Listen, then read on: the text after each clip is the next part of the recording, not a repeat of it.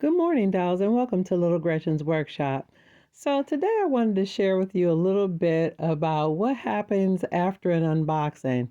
Now here's a lovely gift that I received from my precious doll Frances the other day. And this little doll is like one I got a little while back from my precious doll Raggedy Pal.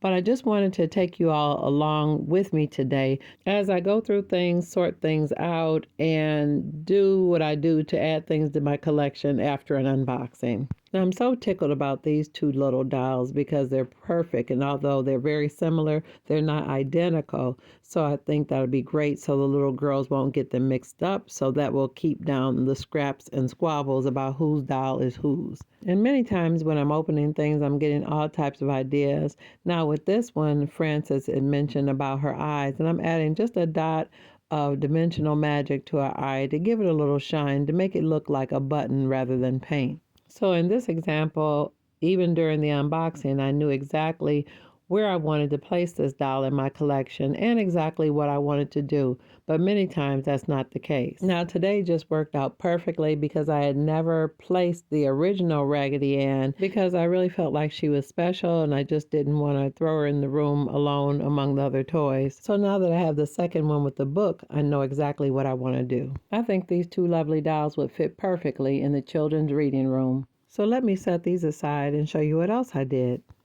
So this lovely basket came with the sweetest little baby in it with a pink blanket. And it was so cute because the baby had a diaper on already. And she actually sent me some tape so that I could make baby diapers. I thought that was a perfect idea. And I love this baby. And the baby is actually the perfect size to be a doll among the children as well. And I have this little stroller or pram that I never had a baby doll or toy doll that was small enough to fit in it. And it just so happens that this baby fits perfectly. So I won't be using this baby as an actual baby. It will be a toy or baby doll. But I do want to do a little bit to enhance the little baby. The baby is so precious, but I felt like the baby needed a little bit more hair and I needed to make the eyes more realistic. So I pulled out this wonderful paint that's specifically for painting plastic and just added a little bit more hair. It looked like the baby's hairline was a little bit high or higher than I remember my kid's hairline being. And I just added a little bit to kind of fill it in and make it look nice and full. And after filling in the back of the hairline, I felt like the baby needed some little sideburns. So I tapped in a little paint to fill in around the baby's ears as well. And after I felt comfortable with the baby's hairline and sideburns, I did add a little bit of a dot to the baby's eye area. Now, babies usually don't have eyebrows too much, but they definitely have eyes. So I just added a tiny dab of black paint and then allowed the baby to dry. And when the baby was dry, I just kind of inspected the hairline and the sideburns, and I thought the baby looked a lot better. Now, I do plan on making the baby a little dress and maybe putting a ribbon in her hair because it's a girl baby because it's got a pink blanket. So for the time being, I just put the baby in the basket and put the little blanket on top of it so that the baby doesn't get chilly while I'm deciding what type of dress to make her. I may need to add a little bit more light to the baby's eye, but for now this is fine. So then there's a matter of this lovely little basket that the baby originally came in, and although I loved it for the baby's arrival, I have some other ideas about what I want to do with it. I really love these little puffs that are glued to the side of the basket. Now, I don't know if the puffs were original to the basket or whether they were added on, but I've got some different ideas about what I want to use them for. So let me just pull them off and set them aside. Now, in addition to this lovely basket, let me show you this other one that's got a lid on it and a really beautiful design. It kind of reminds me of a hat box, but let me just set these aside for now. Now, speaking of baskets, I do have a couple other baskets that I have some ideas about that I wanted to share with you as well. Now, these baskets came from a previous unboxing several unboxings ago, and I'm excited that I'm finally getting around to these. Now, let me show you this really quick. I have to be very careful using my precision tweezers to get it out, but it's a teeny weeny little finely made produce basket. If I could just get it out of here so you dolls can see it. It's so cute. Look at that. So I want to make some produce to put in it, but I'm going to leave it in here so I don't lose it or break it. But I wanted to stain and decorate this basket along with the other one, but let me set these aside for a moment. Now, I really love this little telephone earring, and I want to just prepare it for when I find a setting for it. So I'm going to just pull the little earring part out of it. I can actually use that for something else. So now I can just put it among other related household accessories until I find a setting for it.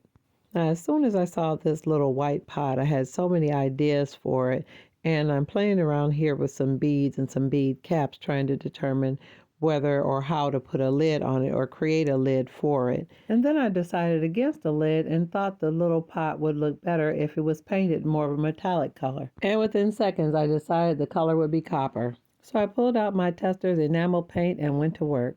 Now, this is the Testors enamel paint that's primarily or typically been used over the years for painting model cars, and the plastic is similar, so I thought it would work well on this item. So I did allow the copper paint to dry, and in this frame I've added a little bit of my tacky glue on top of a piece of foam. Now at this point the little piece of foam is saturated and the glue is still slightly wet. So while it's wet, I'm going to take advantage of the moment and add a little tea on top of the wet glue, which will give the potted plant the look that it's filled with soil.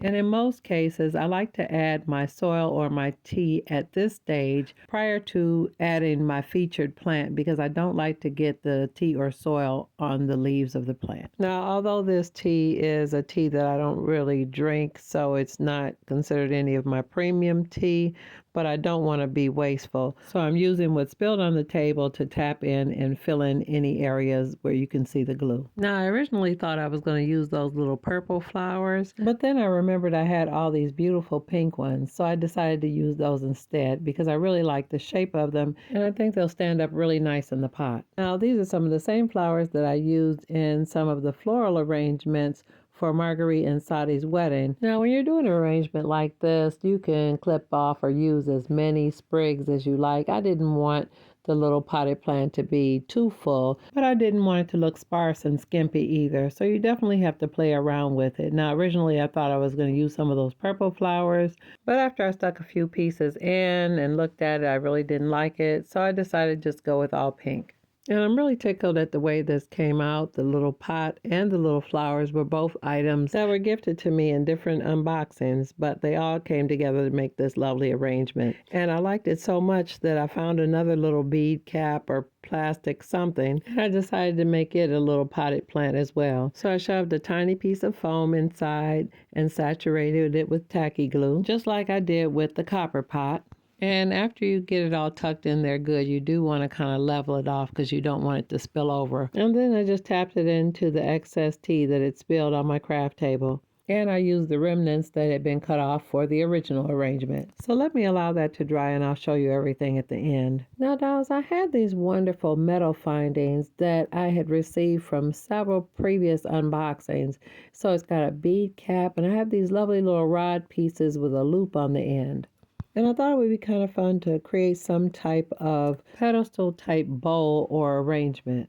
So in this video, I'm probably not going to do the full arrangement, but I can at least make the container or the bowl. Now I didn't show it here, but I've already previously cut off the round loop that was on the end of the little rod. And now I'm trying on some other pieces that are going to support the little bead cap that I'm going to use as the bowl. Now, dolls, when I'm working on things like this, I really don't have a plan. I more or less have an idea. It'll probably be a best practice to kind of plan things out, but that's not really how I work. I generally just start playing around with pieces that I have to see what I can come up with.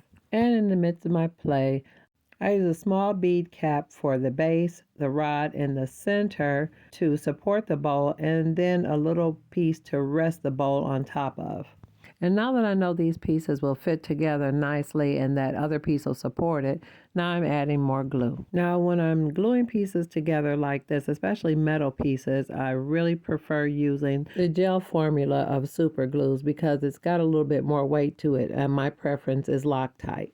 Now here in this frame, I'm trying to balance my little gold piece on top of that piece that's supposed to support everything. And now I've got it pretty much aligned. I'm going to allow it to dry and settle before I go any further with it. Now I was so tickled by this lovely little airplane to be one of the little boy's toys. I really liked it. I mean, it's absolutely precious, but I thought it needed to be a little bit of a deeper blue to make it look a little bit more vintage. And you can clearly see from this angle that the blue is still a nice rich tone of a blue, but it's a little bit deeper, which I think will kind of tone it down and make it blend in more, or at least give it the impression that it's an older toy rather than something really modern. Now, in another recent unboxing, I received these lovely drawer pulls, and they're very, very pretty. I've never had this type, so I really want to save them for something special, but I thought it'd be easier and more convenient to save them all together. So I'm going to take them out of the package and let you see them up close. They're so precious. Look at that, dolls. Look how lovely that is. So I'm going to put them all together in one small bag so I can store them more conveniently until I use them for the project I have in mind.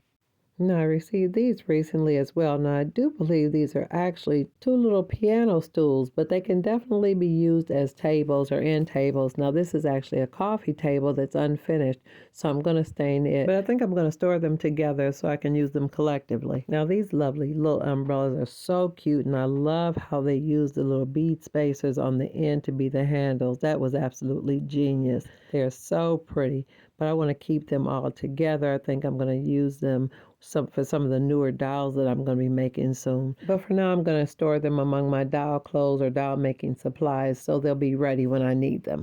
Oh, yes, and I forgot I had this lovely little fan. Isn't that adorable? Look at that, dolls. I just love that. So I'm going to keep all these together. I just love this little bowl and pitcher set. This is so beautiful.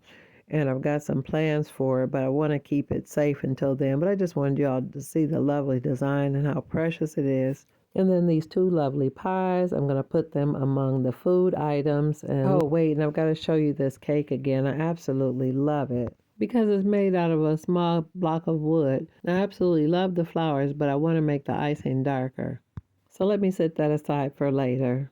I've got some wonderful little ideas for these little tiny dressers, especially this one. I'd like to add a mirror to the top, like a swivel mirror with a frame around it. And the other one might be really nice in a children's room. Now, really quick, let me show you this little tiny dress. But I am going to remove this little red ribbon. I definitely could use it actually for some of my little Christmas decor. And I know I have some really fine, tiny ribbon that'll really be pretty and enhance the design of the dress. That'll add a little pop of color and complement this fine, tiny crochet pattern. Now, my original idea was to put this dress on a doll, but as I look at the little beautiful, delicate design, I think it would look really pretty hanging on a satin-wrapped hanger, looking pretty on the back of a door or something. Now, this is another tiny treasure I just decided to use as another toy for the dolls. I just added a little extra paint in a darker tone to the handle of the shovel because just like with the airplane, I thought a darker blue would look a little bit more vintage. Now, this was a package or item that I'm super excited about. I just had to look at them again and re-admire them because they're so super pretty, and I can't wait to sit down and make new hats. Now, these are some wonderful building supplies I received in a recent unboxing. Two pane glass doors. Now, there are only the doors, so I would need to build a frame around them, and they can be used individually or as a pair. They're really nice quality, good sturdy doors, and I really love that they came with their own post or pins for the hinge. But I'm just going to glue this together. Now, it's got the post inside to hold it together, but I'm just going to pull it out really quick and clean out the glass so I can really see how beautiful the doors are. So here I'm just spraying a little bit of alcohol on it to wipe down the glass. And if I ever decide to paint the door, I can just cover up the plexiglass with painter's tape to protect it from the paint. Now I am going to glue the plexiglass securely inside the body of the door, and here I'm just sliding it back into the little grooves to reassemble it. And I'm going to use a little bit of my weld bond glue to lock that end piece in to keep everything secure. And after I added a little glue in the spaces in between the body of the door, I slid the end piece in to keep everything secure. And I held it in place for a few seconds until the glue took hold, and I was careful not to get the glue on the glass. Now, after I was confident that everything was aligned properly, I removed the excess glue and just held it until everything set. And after I was sure that I had removed all the excess glue that got on the surface of the wood, I set it aside and allowed it to dry. Now, dolls, this next precious gift was so lovely and adorable, I could hardly stand it.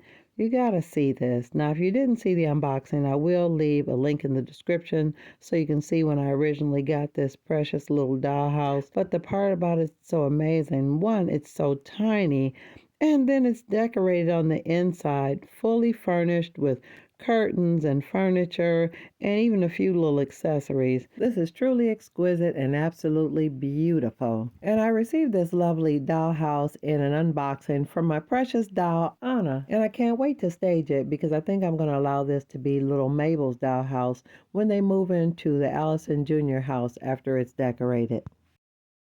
Now, dolls, this is another bed I recently received, and I really like it a lot, and I'm considering using this as an alternative bed for Miss Betty and Pop. It's a nice, strong, sturdy bed, and it looked like it may have come with a canopy too, similar to the one that I had planned to use in their house. But I need to take a moment and look at both beds and decide which one will work best in the room. But you dolls will find out what I decided in an upcoming video.